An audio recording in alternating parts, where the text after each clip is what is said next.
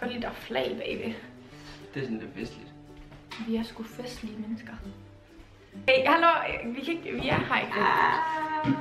Er I med? Jeg gider ikke tæt på dig. Hej med jer, og velkommen til den her video. I dag har jeg mine brødre med. De har ikke været med sådan i en video før, andet end en vlog. Måske sådan lidt ufrivilligt, tror jeg. Men det er Lukas. Han er min lillebror, selvom han ser meget sød. Og det her, det er Markus. Han er også min lillebror. Det, der skal ske i dag, det er, at jeg har lukket mine brødre med til en video. Fordi jeg har pratet lidt på min blog med, at mine brødre de må vide alt om menstruation, fordi jeg snakker om det en del. Men så kommer jeg til at tænke på, hvad hvis de bare lukker ørerne, og de ikke ved en skid alligevel. Så jeg bliver nødt til at teste det i dag. Jeg har fået nogle drenge til at stille spørgsmål på f.eks. Jodel.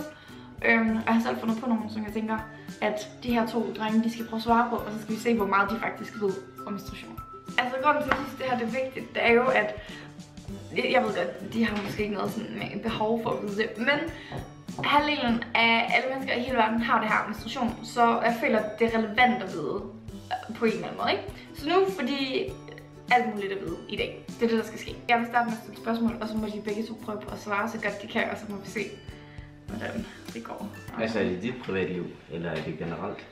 Mere generelt, men altså jeg kan kun snakke ud fra erfaring. Første spørgsmål er, hvor tit får man menstruation? Hver 28. dag. Er det altid hver 28. dag? Nej, meget forskelligt. Nå, Det er også forskelligt, hvor lang tid man har det. okay, venner! Hvor kraftigt det er. Wow! Godt!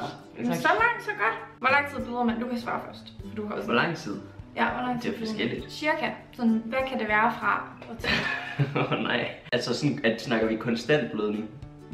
Bløder man konstant? Det gør jeg ud fra. Nå, hvordan så? Det er en gang imellem. Jeg siger 2,5 dage. 2,5 dage i gennemsnit. Marco, Lukas? Halvanden siger jeg så, for at være lidt mere.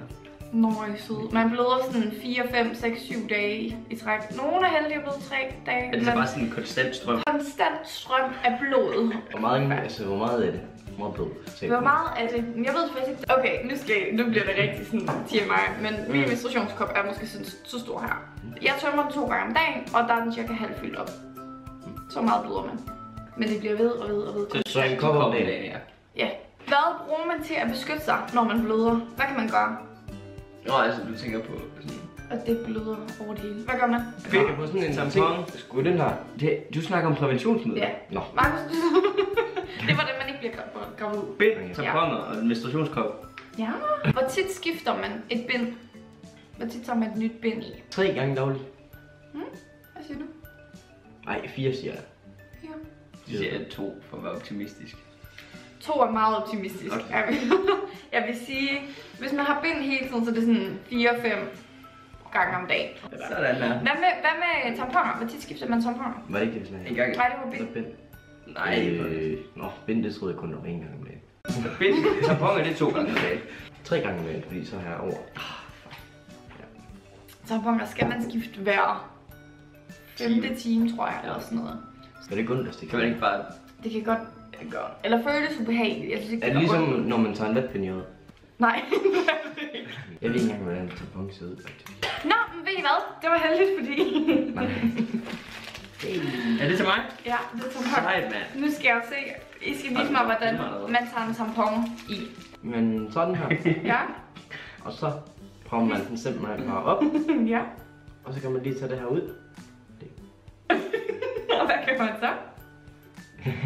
Jeg tror, man kan tage den af. Det går altså. Så lader man det her plastik sidde deroppe, eller? Ja. Og så når man er færdig, så hiver man den her snor. Hvad så med den anden?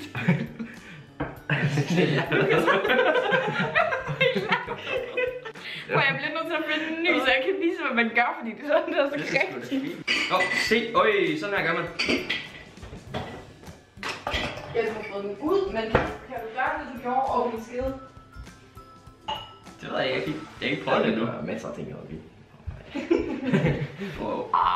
Men så den her ud, så hiver man den her tilbage. Men... Man skubber den først op. Det hele op, altså det her, sådan her, op sådan her. Ja, så hiver man det her stykke ud. Helt ud her.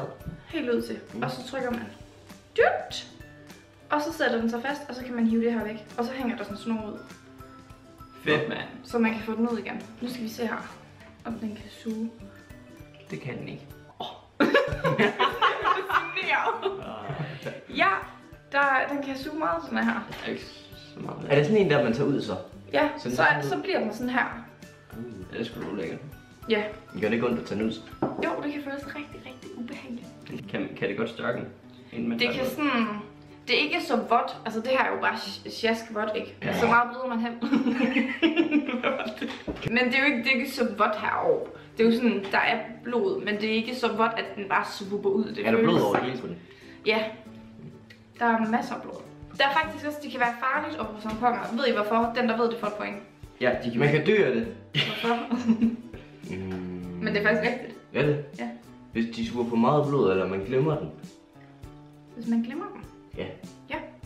Fordi der er sådan en masse sådan kemikalier i tamponer. Det er jo, altså, fordi de kan jo sidde sådan her, men du kan jo godt se, de fylder en masse, de er jo lavet på en mærkelig måde. Så der er kemikalier i det her. Hvis man tager dem op, som jeg siger, de skal skiftes hver 5. time eller sådan noget. Er det sådan en selvsyre eller sådan noget? Jeg ved sgu ikke, hvad der er i. Men hvis man har dem til at sidde lang tid, så kan der komme noget bakterier. Hvad med bind? ja, det ved jeg, hvad man gør. Ja. Tada! Og hvad gør man så med den? Ej, du har taget den gjort så meget. Her, man kan bare gøre sådan her. Så Underbukser. Ja. Way! Rundt. At have menstruation? Ja. Ja. Ja, det er forskelligt. Lige pludselig så... så gør det ondt. Ja. Ja. Og så kan det godt gøre lidt mindre ondt. Ja. Det kommer sådan lidt i bølger nogle gange. Og nogle har mega ondt, og nogle har ikke så ondt. Kan man mærke, når man skal til at have sin menstruation? Kommer der sådan en varsel? Og hvad er det? Smerte. Ellers så kan man, det er, man har slået sådan noget til på sin mobil. Kan du få sådan en app med ens cyklus? Hold kæft, han er klog ham her. Jeg føler, du har hørt efter. Eller? Jeg tror, det gør ondt. Det gør ondt inden. Hvad siger du? Jeg tror, at... I maven også. Nej, det kan man ikke vide. Det er fuldstændig umuligt. Lukas er godt. Det kommer bare sådan der, og man kan, nogle gange kan man godt sådan være sådan, jeg synes min mave er lidt mærkelig, eller jeg har ømme bryster, eller jeg græder over, at mine sukker ikke matcher, eller sådan et eller andet åndssvagt. Det kan sgu da godt finde på at gøre til hver dag. Det er rigtigt. Men man er tit lidt mere sådan følsom, lige når man får menstruation. Så der er ikke noget varsel. Lige pludselig, så er der blod. Kan man mærke, når blodet kommer ud, kan man sådan mærke det sive ud? Godt nu, man har underbukser på. Om man har underbukser på, man skulle altid have Eller underbukser. man har hånden dernede, skal du måske op. Men der er en forskel, fordi man kan mærke det, om man har bind eller om man har tampon. Hvis man har en tampon, så suger den jo bare, når det kommer ud. Men hvis man har et bind på, så siver det faktisk ud af dig, inden det lander der. Så man kan mærke det sive ud. Og hvis man har siddet ned lang tid, eller hvis man har sovet, og man har bind på, og man rejser sig op, så kommer der en lille bitte flod ud. Er det rent blod, der kommer ud? Nej. Hvad er det så? Der kommer også et lille æg ud. Kan man se det? Nej. Nej. Hvad siger du? Og så kommer der også væv ud. Nå, men I har ret, det er ikke rent blod, der kommer ud. Det er sådan slim og blod og slim. Er det tykkere end normalt blod? Ja. Det er sådan ligesom snot faktisk. Jeg kan ikke snakke om blod. Men det er okay, ikke blod. Det er snot. Det er ligesom snot. Det er bare sådan en snosker. Det er den konsistens. Kan man holde blod tilbage? Nej, det kan man ikke. Det kan man ikke. Nej. Hvad siger du? Så man klemmer rigtig meget til, så tror jeg godt, man kan lige. Det er sådan en knibøvelse. Ja, eller hvis man man sidder med benene over sidder kors. ned eller ligger ned, så kan Hvis det man sidder med benene over kors, så er det svært at komme ud. Altså det er rigtigt nok, at det kan være, altså sådan, hvis man sidder ned, så kan man ikke mærke, det kommer ud. Men man kan ikke holde på det overhovedet. Det har sit eget liv, og man kan sgu ikke gøre en skid. Det ser bare ud. Og jeg har ikke flere spørgsmål. I har svaret på det hele. Eller, eller jeg har svaret på det hele. Vil I vide mere? Ja. Jeg vil lige gerne vide. Jeg tænkte på det der med, at man som veninder kan komme til at have menstruation samtidig, ikke? Ja. Er det en myte? Det er en myte. Jo. Det er blevet videnskabeligt bevist. Jeg ved. Ej, shit, du ved mere om det end mig. Var det det? Ja. Jeg havde siddet lige og tænkt på det her. Har du mere? Nej. Slut. Jeg kan ikke huske det. Nå, men det er jo et sport, fordi jeg meget sport. Nå, hvis man dyrker sport, så er det meget rart at have en tamponer, fordi så kan man ikke mærke blodet sive ud, og når man bevæger sig, så er det stadigvæk sådan i vagina, at det bliver sådan samlet eller suget. Eller en menstruationskop, som det er lige i mine tidligere videoer, for at vide noget om det.